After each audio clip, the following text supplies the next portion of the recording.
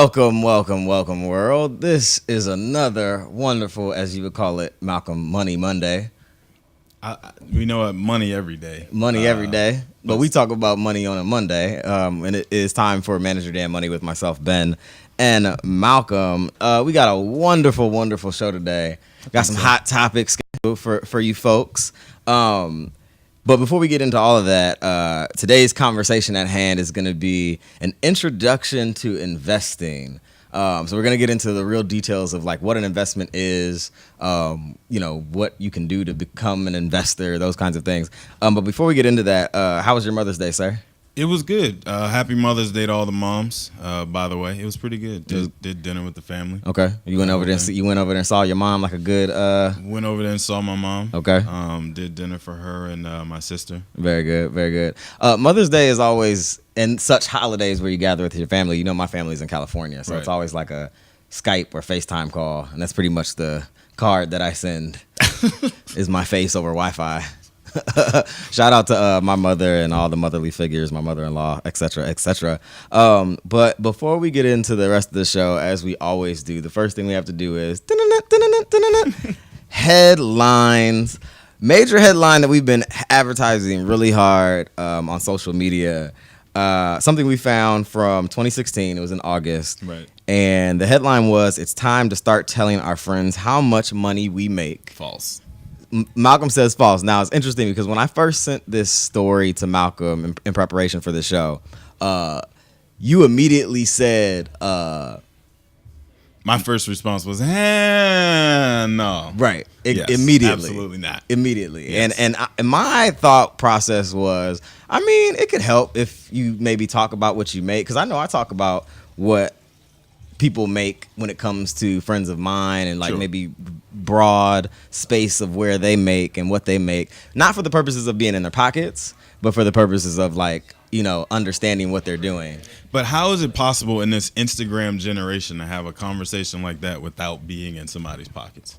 Like if you think about it just in the general sense, all the conversations that we have on a regular basis on social media, look at Bow Wow flexing and not flexing, all that kind of stuff. Right.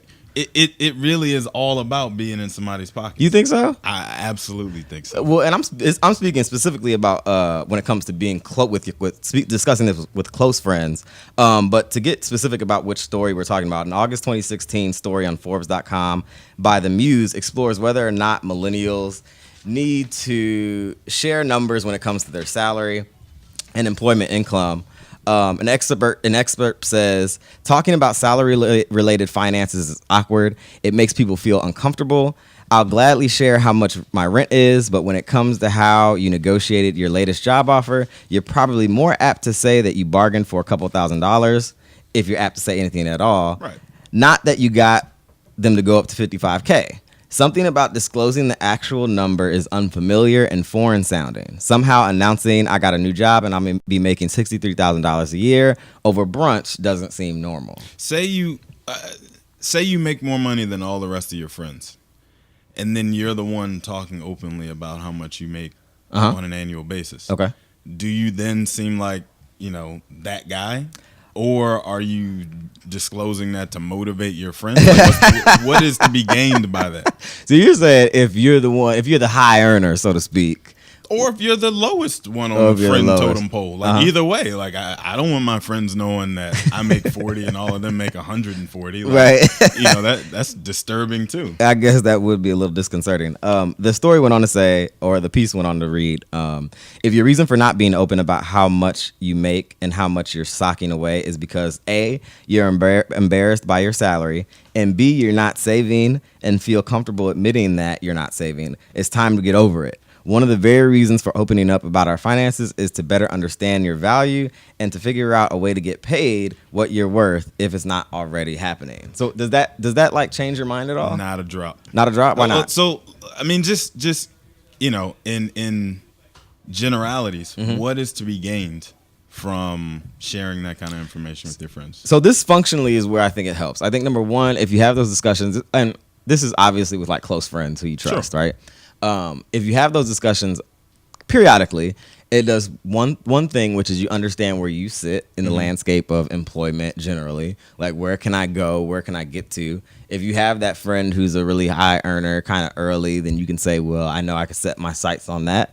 And then number two, you also have some understanding of we've had a couple of shows that related to negotiations here and there. I think it gives you some extra information in terms of how did you get there? Did you ask for that? Did they offer that up front? And if you don't talk about those things, then you don't know. What say you, sir? Okay. So here's another issue that I have with it, though. I get where you're going with that, but I'm a little bit more concerned with other people spending my money for me. Okay, that was in terms of, we go out to brunch and you're ordering appetizers for the table, and when the bill comes, you look at it and you go, "Oh, Malcolm got it." Well, now we have a problem, friend. Right. You ordering food for me to pay Right. for, or we go out to a club or something, and Right. Everybody, let's get bottles. Malcolm got it. Right. Well, now Malcolm we got got a problem. So that's more so what I'm concerned about. Right. But at the same time, I don't know how talking in any like specifics about what one friend has or the other. I don't know how that's gonna benefit anybody. Right. And specifically, that makes me think of LeBron James and also Tiger Woods. Right. Because those two people are notorious for being known for not having split the bill with people who don't have as much money as they do. So I Right. think there was one specific And story. I love it. You've mentioned this before, and I remember there was one specific thing with Tiger Woods. He went out to dinner with a bunch of like Navy SEALs or something like that, and he didn't pick up the bill. He was like, "Yo, we're splitting this." Tiger Woods, right? From what I understand, since he was in his second year in the NBA, LeBron James makes all his friends pay their fair share for. Wow. And so I appreciate it because it's very easy for me to say, if LeBron splits the bill, I'm splitting the bill. There's no more conversation to be had if I can look to him as the standard. Right. Then it makes it that much easier for me to say, I don't care how much money I make or you make or anybody anybody else at the dinner table. Right. If LeBron James splits the bill with his crew, Right. and he makes $100 million a year or whatever, Right. then I have no business comping anything for anybody just because they feel like it. Absolutely. And then we actually posed a question to our social media following. We had a really huge response. People are interesting. People gave we had a vast collection of responses. On one of our posts, Jasiri IG said, in response to whether or not you would share your salary information with friends, she just put nope, LOL. So shout out to Jasiri, my second grade classmate. That's one from Malcolm. One from Malcolm. And then LAPNK16, Latalia, she says, depends on the reason you are sharing the information. Then we kind of got a little bit deeper and deeper. Unapologetically Nelly says, I'm transparent because they could figure it out anyways if they wanted to. She must work for the Fed. The government GS scale is public information, LOL. So that was that. Then we had Confectious86 Alana. I don't mind discussing it. My issue is when they start to count your coins and make assumptions that you make a lot of money. That's two from Malcolm. That's two from Malcolm. One can make a lot of money and have a ton of financial obligations as well. Or you can try and finesse the system by talking about different things. You can negotiate. She said she negotiated her rent with her landlord recently to where her rent will not increase for the next year. Then we had another one from Go Sin. I think it's healthy to share that information. However, it depends on the company you keep. Are they progressive folks as well? So I guess that means like progressive in sharing. And then I think for me, I guess now that I'm reading it off, I thought everyone was in agreement with me, but now I'm reading it out loud. I'm like, well, they don't necessarily agree That's with me. because you're super millennial. Right, I'm a super millennial, as we always discuss. But the drop the mic comment for me was B Cam boss, or Brandon Campbell. He's actually a classmate of mine from Hampton University, and he's actually traveling all over the world talking to people with a project that's called Extended Family. But B Cam boss, or B Cam as he's known back at Hampton University, says the black community does itself a disservice if it does not share. How do you think others know what their salary should be or how much they should negotiate for? It's because they have a friend or mentor who told them so. We frequently don't have anyone on the inside or a mentor that got us the job or in the field. Therefore, if we don't share, we will not know our market value. And if we don't know our market value, then we will perpetually fall below it. I said, preach, preacher. Does Mr. Campbell not have Google? I can very easily Google on the Googler. You could Google on the Googler what I should be expecting based on time and service, education. I mean, how much information on all this stuff is available online? I think that's true, but I will give you a really specific example of someone who I know. We'll just put it like that, so I'm not putting everybody out there. But it was a collection of them. They all went to school together, and they were all in the same field, like they all have the same jobs now, Sure. right? That's boring, but okay. Well, but it was a very specific, specialized situation, right? And one of the individuals who was in that group of friends, all of whom have the same degree, polled everyone else who had gotten a job and said, what do you make on an individual basis? So she went to each person and asked them what they made, and then created a spreadsheet, which apparently, according to the person that I know that is aware of the situation, netted her with her new employer $10,000 extra dollars as a result of her having cataloged what other people she knew was making.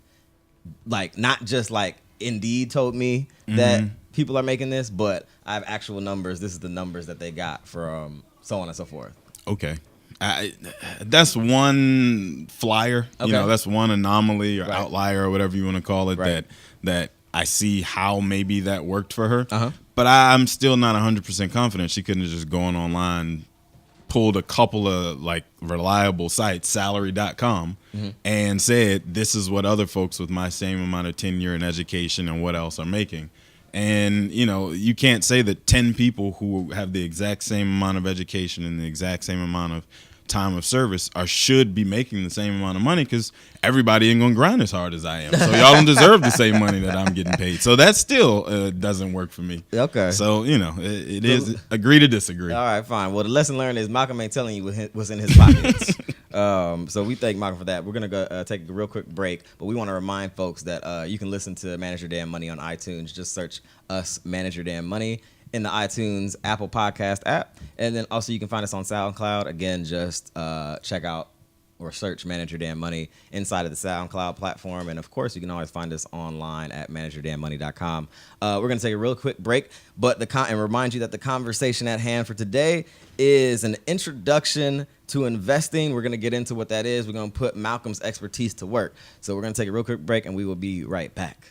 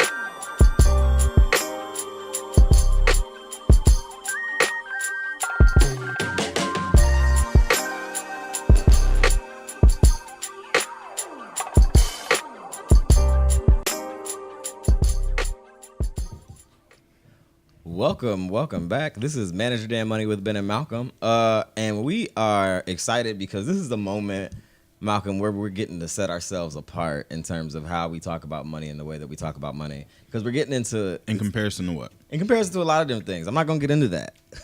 I tried. I'm not going to get into that. But we get to set ourselves apart because this is a show called Manage Your Damn Money. It's easy to talk about savings and how you can save more money. We can explain 401ks and why you need to max it out and all the other basics of money management and personal finances. But we've now come to the point where it is incumbent upon us to move this discussion into places that are not as easy to explain or that people feel intimidated by. So Malcolm Etheridge, it's time to put your Series 7 and Series 66 licenses to work. It's time for MYDM to do an introduction to investing. feel like you kind of called me out a little bit. I'm bringing you to the table. That was an excellent introduction or reintroduction. I appreciate that. Absolutely. If DJ Khaled was here, he would say, they don't want us to talk about investing. So we're going to talk about investing. Right? So when we talk about investing, what kind of investing are we talking about specifically on this show? So we're talking about, like you mentioned, outside of your 401k, outside of your retirement savings plans. The question that you and I get in the inbox a lot is, okay, that's great. I buy mutual funds in my 401k plan, right. But what if I want to do something in addition to that? Right. So when we talk about investing, we're talking about investing in the stock market. We're talking about investing in indexes and mutual funds and that kind of thing. Any place that you can put $1 today with the expectation of a return higher than what you put in tomorrow. Right. That is what investing is. Right. Absolutely. And a lot of times we talk about passive investing mechanisms. Right. So 401ks, 403bs. Right. Those are things that you your employer, you set it, it's done. It's obviously for 50 years from now. Right. It's for 50 years from now. Savings, actually, when you save money and you set money aside, that's kind of like a passive investing activity because you're setting aside money to the side and there's not much else that has to happen and you're just getting the interest rate on that savings account. But as Malcolm said, we're looking at actually active investing mechanisms, kind of the basics of that, which is usually like stocks or indexes or mutual funds. So real quick, we looked at a story called Millennials Get Off Your Assets and Start Investing Now, 5 Tips to Help You. I love the title. That is kind of funny. A September 2015 Forbes.com contribution by Neil Godfrey implores millennials to take advantage of investing in the stock market. According to a survey conducted by Bankrate cited in the story, only 26% of young people under 30 years old are investing in stocks. That's compared to 58% of the baby boomer generation. And then in the story, they cited the top reasons for why millennials, I guess, don't invest. Number one was they don't have any money to actually do it, which is understandable. A lack of understanding of the basics, which is big. And then a really interesting thing that was cited was a lack of trust, wherein the bank Goldman Sachs conducted a survey of millennials and found only, quote unquote, 18% of young adults trusted the stock market as the best way to save for the future. I think that one is huge in comparison to everything else because that one isn't just millennials. I noticed that with Gen Xers too. Okay. So the generation just before us and ours, in the entire time, your entire adult life, and I'll use them even more so, there's really not been very much good time in the stock market as long as you've been an adult with your own paycheck. Right. So if you think about it, the generation just before us saw their parents go through the dot-com bubble in 99, 2000. Right. So everybody was buying stock in things like pets.com and .com and Ask Jeeves and all kind of crazy stuff like Ask Jeeves. that had no real products. Right. See, remember? Ask Jeeves. Wow. So is that still not? Is that I don't know. I hope not. Okay. Well. Anyway, I think the Googler ruined it for everybody. But anyway, so they watched their parents go through that, and then just after that, the 2008 economic meltdown, the Great Recession as they call it. So we're just now getting to a point where folks are starting to feel okay, right? Okay, comfortable. All right, stuff might not fall through the barely floor right now, just barely starting to feel like you're on pretty solid enough footing to think about doing anything. Right. So if you think about in terms of that, we were in college at the time the crash happened in 2008. Yes. So you graduated into a market where everybody's freaking out and the stock market is down and you got all these different things going bad. That shapes your perception of what all is supposed to happen with the stock market. Absolutely, absolutely. That specific period, I came out of grad school in 2010. Culmination of the experience, I was an assistant manager at Sunglass Hut with no manager with a master's degree. So I'm very familiar with that experience. So you were occupying Wall Street, demanding your pension. Absolutely, absolutely. But the story went on to say a Capital One investing survey cited in the story found 93% of millennials say that both distrust of markets and lack of investing knowledge make them less confident about investing. This generation is also turned off by the industry's complex jargon and perceived high fees and lack of transparency. So in your experience with clients on a day-to-day basis, Malcolm, when you do come across people who are hesitant about this or that. You mentioned a couple before, but maybe specifically with people who you deal with regularly, what are some hesitations that people might have in terms of getting into investing a little bit more aggressively? Well, so for one thing, people don't know what their risk tolerance even means. Okay. And I'll define it in a second, but then separately what their risk profile should be based on a lot of parameters. So risk profile is basically how many dollars are you willing to lose on an investment before you freak out, pull the trigger, and say, I got to get out of this thing. I don't care what it costs me. I'm done. Right. That's essentially what your risk tolerance is. When are you headed for the exit? Right. So if you invested $1,000 today, how many dollars would you be comfortable seeing lost tomorrow before you finally said, you know what, I'm out and I don't care about the losses? Is it $100, $300, $500? That's your risk tolerance. And then your risk profile is things like your age, your income, how many kids do you have, how close are they to going to college, and how close are you to retirement, all those kind of things where your money has demands on it that come into focus. It's important that people figure out those two things first before they start investing in the market, and then separately having a plan for what are you actually investing to do. Right. So am I investing this money because 2 years from now I plan to buy a house and I want to increase what's going to be available for my down payment, or am I investing this money because I just have a really good feeling about Amazon or Apple or something, and I just want to make a couple of extra dollars because I know earnings season is coming and the stock should go up. Okay. That's interesting. Some interesting like stepping stones to investing. It's levels to this. It's levels to it. But I wonder, the story that I was talking about mentioned complex jargon being a barrier for people. And I noticed that like when I watch CNBC and business news, the way that like the tickers run at the bottom, everything feels really complicated and like overwhelming. What would you think that would help in helping people like push past, because you're somebody who has CNBC running in the background of your at where you work on a daily basis.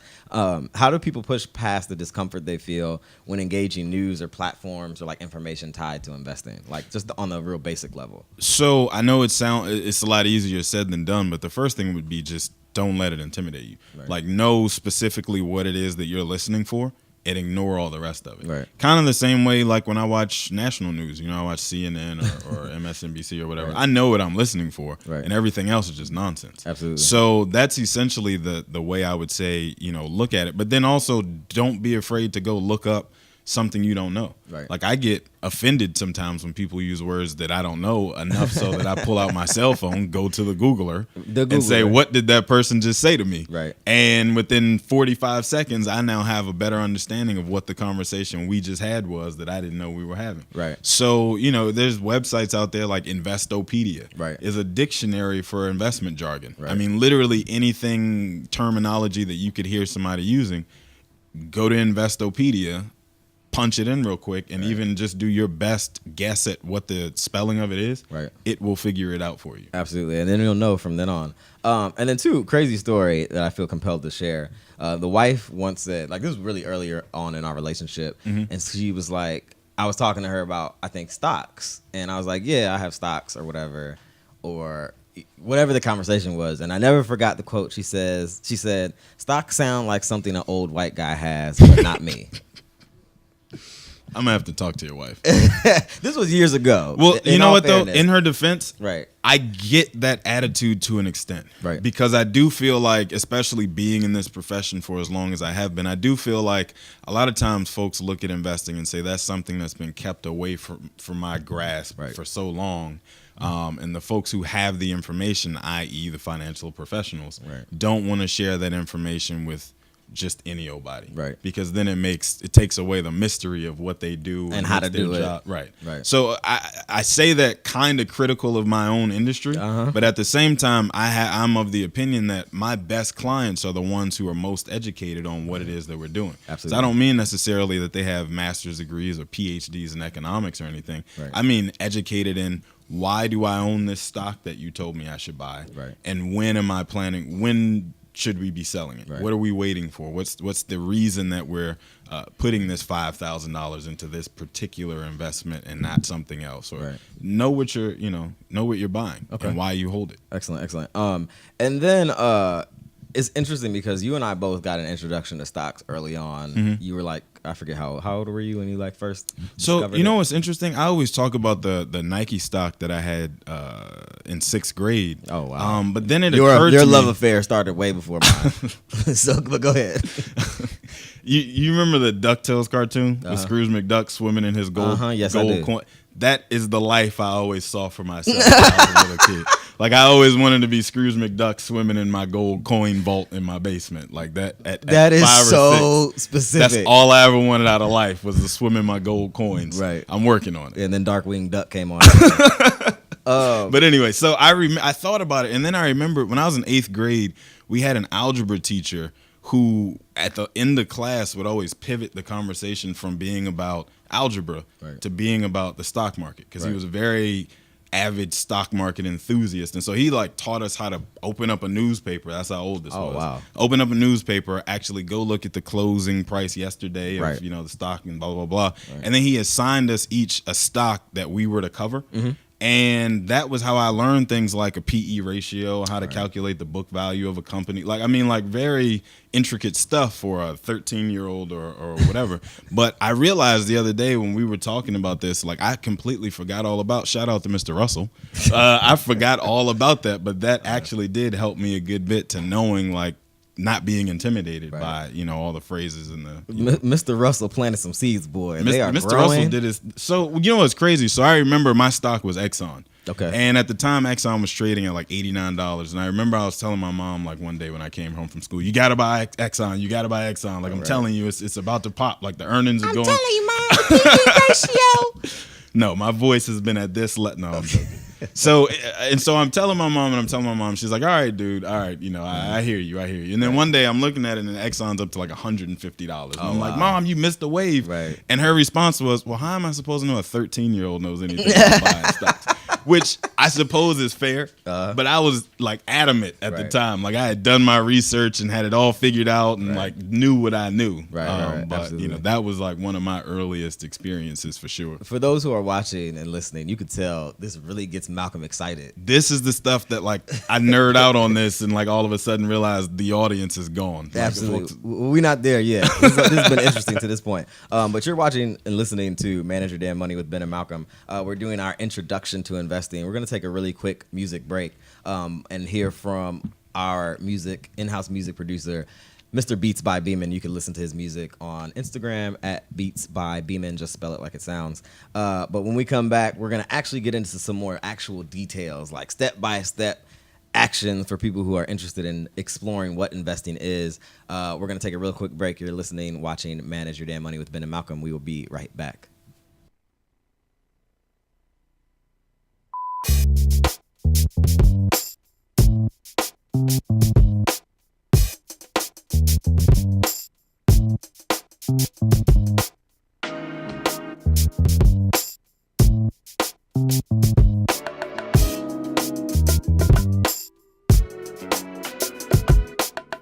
That girl there got her bubble.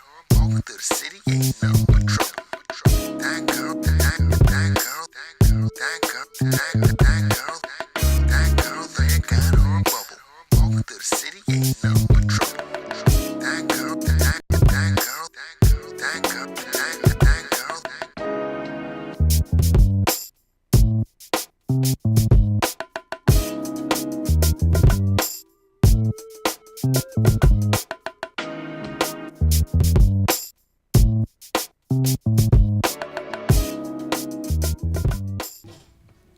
We are back here on Manage Your Damn Money with Ben and Malcolm, where we are discussing or giving an introduction to investing. We're going to do other shows on investing. This is just like the beginning. But we had to get this on record because we hadn't actually touched this yet. But we had another real quick story. We talked about like Malcolm's love affair with investing. So I was the kid who I didn't buy stocks until probably like 17, 18. But I was this 15-year-old whose parents bought him a subscription to Money Magazine when he was 15. Okay. So that was coming to my house. I would read about like what it would take. Like I would read the magazines front to back. And so that's kind of what kind of got my toe in the jacuzzi, so to speak, of investing. And I was like, okay, I understand this. I understand the basics. I know what a 401k is. But we pulled a story about a millennial investor who was raking in, at least in one instance, 250% in return on the money that he invested. This was a 2015 CNN Money story about by Patrick Gillespie, which explored how a 16-year-old named Justin started investing in the stock market with $650 by putting his money in 3 different stocks. Justin was 23 in 2015, so he would be about 25 or 26 now. So that's just like where he is now. But he started when he was 16, and upon selling his investments, he was able to garner a 250% return, and he made about $1,600 over the course of the investments that he made from when he was 16. And ironically, just like you mentioned, Justin's story apparently started in a classroom in Naperville, Illinois, where he took an investing class his sophomore year. And he was assigned to create, similar to you, a portfolio of stock, a mock portfolio of stocks. And I think that's what jumped it off for him. And that makes the case then that this is something that should absolutely be taught as early on in school as possible. It's interesting. I was thinking when I was reading, I was like, what school district was he in? He was clearly in a nice one where they given information about stocks. So that's excellent for Justin. And in the summer of 2009, Justin turned his homework into a real investment. After convincing his dad to co-sign a online trading account with him, Justin bought United, I guess, Airlines for $4 a share in 2009 and sold it in 2014 for $41, which was 10 times higher than what he bought it at. So that right there is a real perfect example of how you can slowly ease into something, and it's not all that difficult and it's not all that challenging. Plus, listen to that time frame, 2009. The market was down 38% in 2008. Right. Which means he got a significant discount just for having good timing. Right. So when we talk about having like that 3 to 6 months cash reserves on the sideline, right, it also reinforces the conversation about saving to be able to take advantage of situations like that in the market where you maybe it's a short-term issue. Right. You're able to take advantage of, mispricings, as we call it, in the market. You mentioned how you had this class with Mr. Russell. What were some other things that you did in terms of, like, I had Money Magazine and was reading through that. What were ways that you, like, slowly eased into, like, understanding the complicated nature of investing?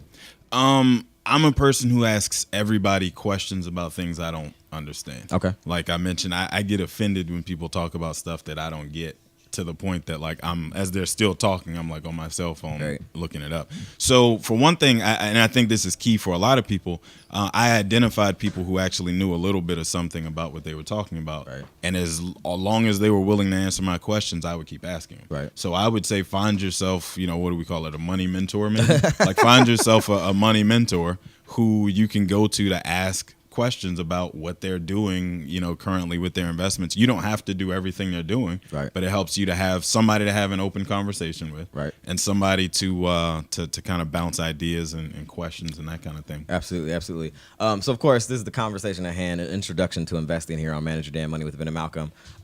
This is the moment. We're gonna go through a list of things to kind of just get people really quickly acclimated to what things are and how people should go about things. First of all, we mentioned early in the show, you have a Series 6 and Series, what is it, 7? 7. Series 6, wait, what is it? Series 7, Series 66. Series 7 and 66. What are those two different things really quickly? So the 7 exam basically covers investments in general, stocks, bonds, indexes, commodities, options, futures, all that good stuff, and allows you to be able to trade them on behalf of other people. Okay. The 66 is around advice, and so it allows me to give advice on different financial planning tools and techniques and that sort of thing. That's as generic and bare bones as I can make it. Do you guys have to, like, get that renewed? So we do have to do every 2 years we have to sit down and take an exam to make sure that you still know what you should know. Right. You do get another shot at the exam if you don't, hit it. But the bar to entry is so high the initial time you take it. It's 300 questions almost, an 8-hour exam. Oh, wow. And so, if you passed it that first time, I think you deserve to be in the industry. Right. Absolutely. So at the very basic, Malcolm, because you have a Series 7 and Series 66 license, what is a stock or security? So a stock is a security. Okay. A security refers generally to any type of investment vehicle that's traded on a major exchange. Right. A stock is a sliver of an ownership in a publicly traded company.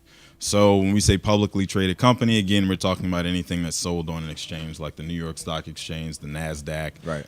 Any of that kind of stuff. Right. So you, as owning one share of stock in Amazon, I'll use my example again. Right. As owning one share of stock in Amazon, you now are a part owner in the company Amazon. Okay. So you've traded them in exchange for that one share in the company. They get to use their cash to go do whatever they need to do Right. to make improvements to the company or to put other businesses out of business. Right. That is essentially the simplest answer of what a stock And is. what's the relative value of a company? Like, what does it mean when I look at the stock price of a company? Like, what does that mean in summation? So basically, the price that you see the stock trading at today is the amount of shares that are outstanding. So the amount of shares that Amazon issued yesterday, divided by the overall value of the company. Oh, wow. Or the other way around, the amount of shares okay. that are outstanding times today's share price tells you how much Amazon is worth at any given time. Okay. Okay, very good, very good. And then this is maybe I should have asked this first. What is the stock market? So the stock market is basically just a place where you can exchange ownership rights in a company. So where I mentioned you own that one share of Amazon. Right. To you, Amazon's shares are worth $750, let's say. Okay. To me, Amazon's one share is worth 7 shares of my Apple stock. Right. So I'm willing to give you, Ben, in exchange for your one share of Amazon, 7 shares of my Apple stock. Okay. They both equal about the same $750. Right. So that's a place where you and I can go to exchange our ownership rights Right. in that company that we've decided to buy into. Okay. Excellent. Excellent. There's different stock markets across the world. We have the U.S. Stock Exchange here, Right. which is based in New York. Right. But then there's other ones in different places across the world. So we talked about stock prices for companies specifically. Those are typically shorthand referred to as like the ticker price or the ticker number, symbol. ticker 3 symbol. letters or 4 letters. 3 or 4 letters symbol that represents the company. Now, as opposed to just looking at companies specifically, what are like 3 things? And I'm talking about the NASDAQ Dow and Dow Jones and S&P 500. What are those things and how do people use them generally? So the Dow, NASDAQ, and S&P refer to the major indexes that basically own some of the largest companies that are domiciled here in the United States. They may have international dealings where they do business in other locations, but their home base is here in the States. Okay. So like the S&P 500, for example, that is the 500 largest companies here in the United States, Right. all bundled together in aggregate Right. in one big basket. It's like an average of everyone's business Right. or stock price, I should say. Or the Dow Jones is 30 of the ones that they chose to use as a sample size to tell everybody how the broader market is doing. Right. I prefer to look at the S&P than the Dow personally as an investor because 30 stocks can't really tell you on any given day what the whole market is doing. Right. But that is the one that's historically quoted the most because it's the oldest one that has all those companies that are older than you and me put together. Excellent. So those are really just like snapshots of what's going on in the market as a whole, right? So it gives you a snapshot at any given point of the day to give you an idea of what the broader market is doing. Okay, excellent, excellent. So here we are now past the point of like, what is this and what is that? And I think we could kind of move into like what people should know. Sure. What are some basic prerequisites, and you kind of alluded to them earlier, when embarking upon making direct investments into the stock market? Right. So one thing I always caution people against is, don't buy anything that you don't understand.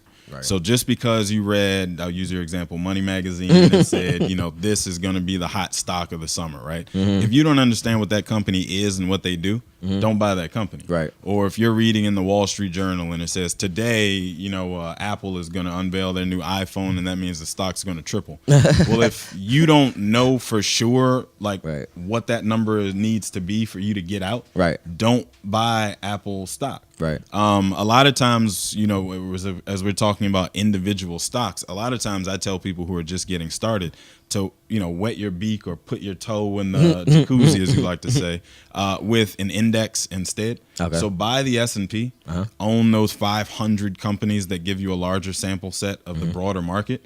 That way, if one company goes down and it goes from $100 a share to $1, you only lose 1/500th of your initial investment versus if you only own that one company, you just lost your shirt. And quickly explain what an index or mutual fund, because those are like similar things. Sure. When people invest in those products as opposed to just a singular stock, which is one company, what is an index, what is a mutual fund, and how does it function the way you just explained? So the two are similar in that they are an aggregate of different companies. It's not just one. It's like a bag of stocks. It's like going into the grocery store and taking a basket and going and pulling down a whole bunch of different products off the shelves, throwing them in that basket, and then you pull up next to me at the register and I just have one item in my cart. Absolutely. So you have a much bigger sample set of what all is going on, which means you've basically diversified your exposure among a bunch of different sectors to make sure that if real estate, for example, tanks, well, there's 9 other sectors, that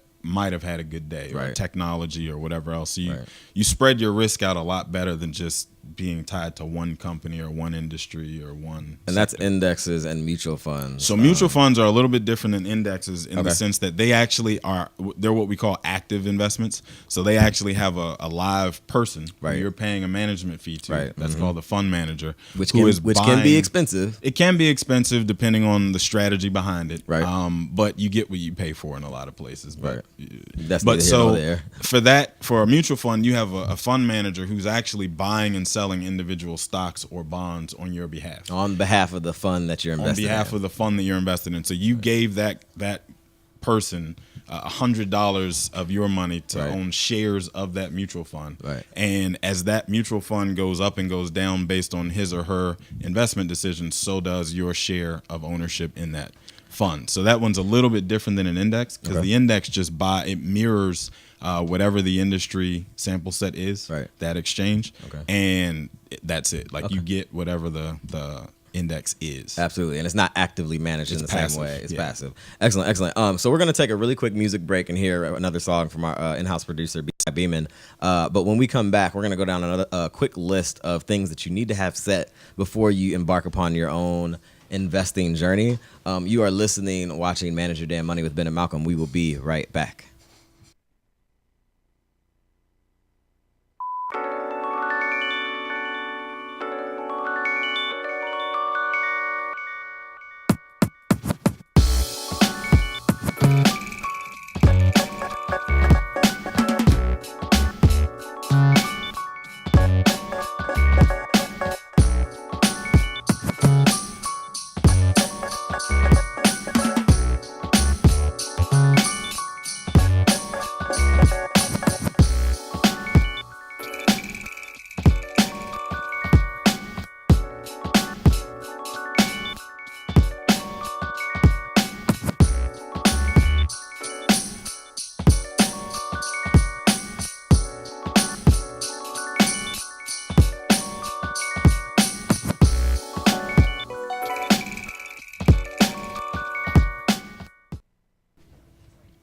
We are here back live on Manage Your Damn Money with Ben and Malcolm. We are talking about the conversation at hand, which is an introduction to investing. We're putting Malcolm's expertise to work and getting some real hardcore tangible items on how to actually move forward in understanding investing, and then eventually getting to the point where you might figure out what investing looks like for you. But one thing that's really important when you talk about investing is having cash reserves. Explain to me what a cash reserve is and why that's important specifically in the conversation of investing. So cash reserves are basically you figuring out what your monthly living expenses are and then having 3 to 6 months worth of whatever that amount is put to the side to where if you were to lose your job or have a reduction in income or something significant happen, you're not going to be homeless in 2 weeks because you're not able to pay your rent or mortgage or whatever it is. That's the very first thing that you want to make sure you have because as I mentioned, stocks, the market in general is volatile. So it could be up today and you're feeling great, but then by tomorrow something has happened and all of a sudden you lost half your investment. And if something happened that made you need to cash out of it immediately, well, now you've accepted and taken that loss Right. because of your timing. Absolutely, absolutely. Another one that you mentioned, Malcolm, and when creating the list of these things that people need to be concerned about, set goals. What does that mean? So basically, as I mentioned earlier, you want to have some idea of what am I investing for. Right, You know, what purpose? it makes my hair stand up a little bit when I hear people say like, "Oh yeah, I like to play in the market." Well, losing money isn't fun for me, so I don't play in the stock market. Right. Like, you can lose a lot of money really. It's kind of like saying, "Oh yeah, I went to the MGM this weekend. I like to play." I like to play the slots. It's the exact Blackjack's same my game. mentality in that regard. Like Right. you're playing the slot machine, hoping that something good happens that you have Right. absolutely no control or plan Right. for. Like same thing. So I would say, have some set idea of what you're buying and why you're buying it, and then separately from that, have a planned exit.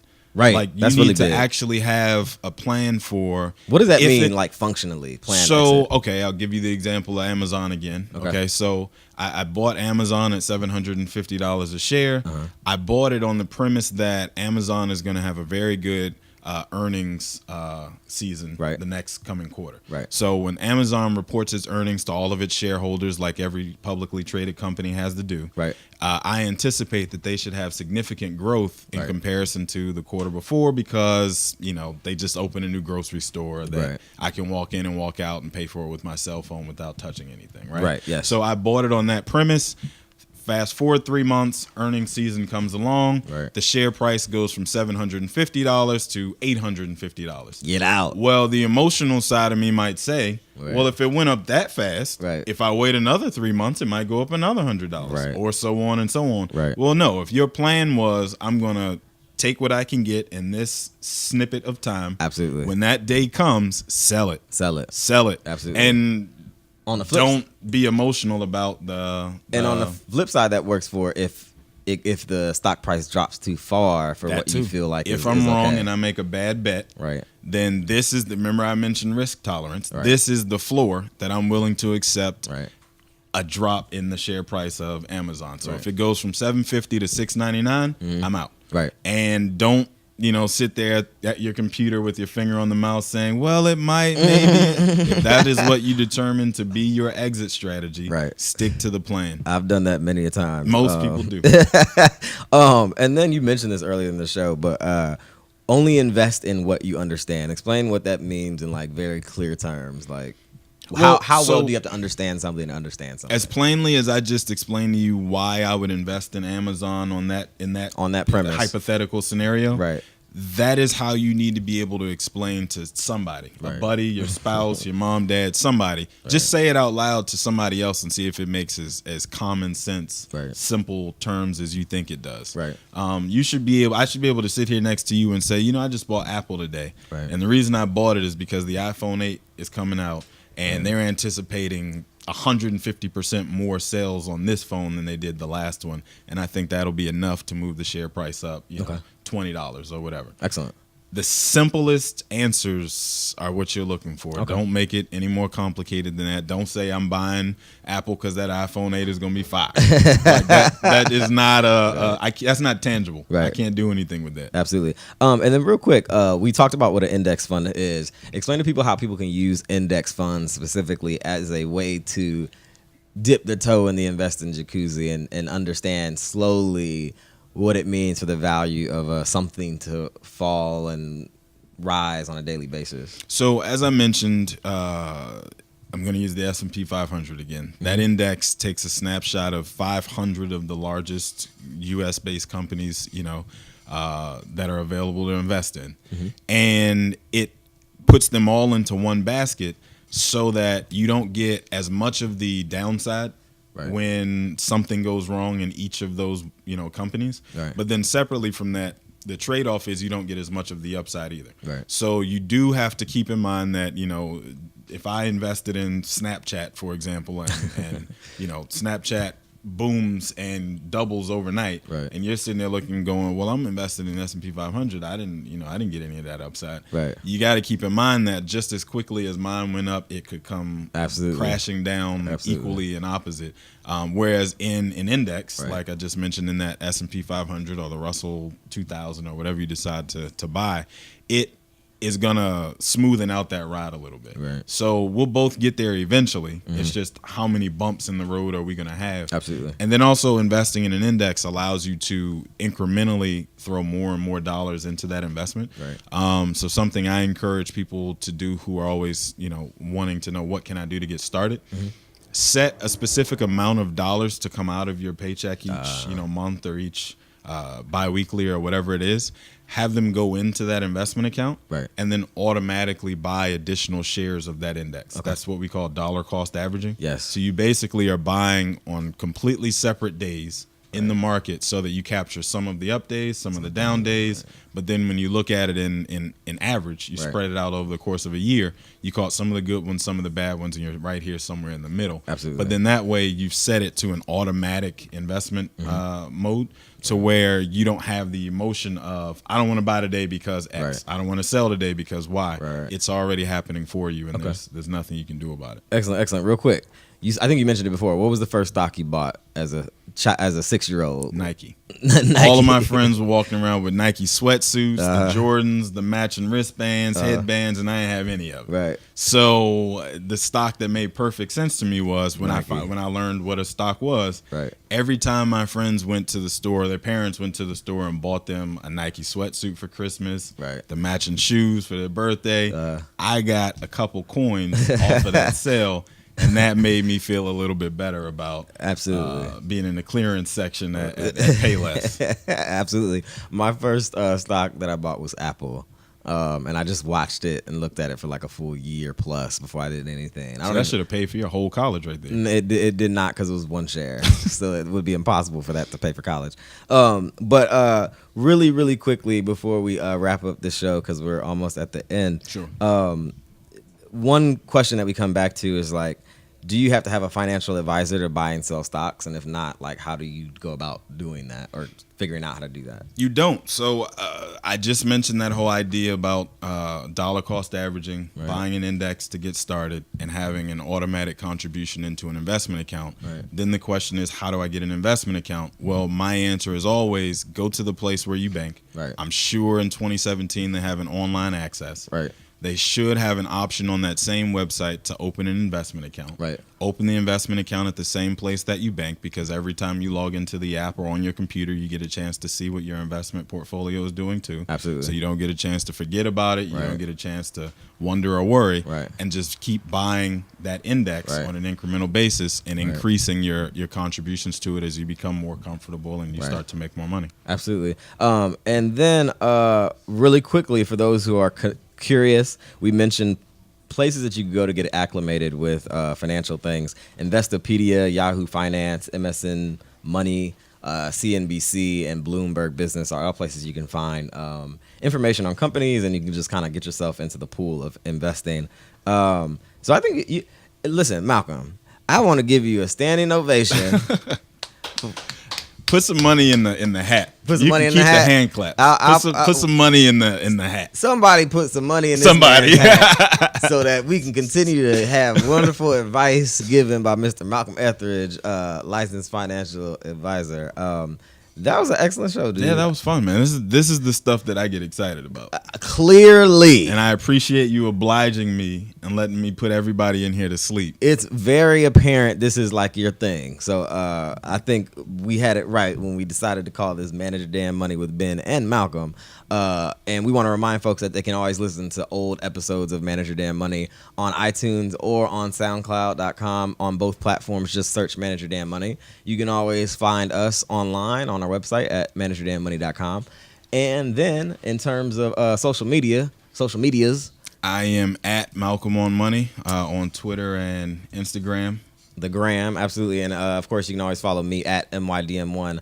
Of course, we want to thank you for listening to this episode, this introduction to investing. We're going to come back to investing at some time very soon because it's a lot more thick than just what we gave. Yeah. But until then, we want to thank you for listening and watching.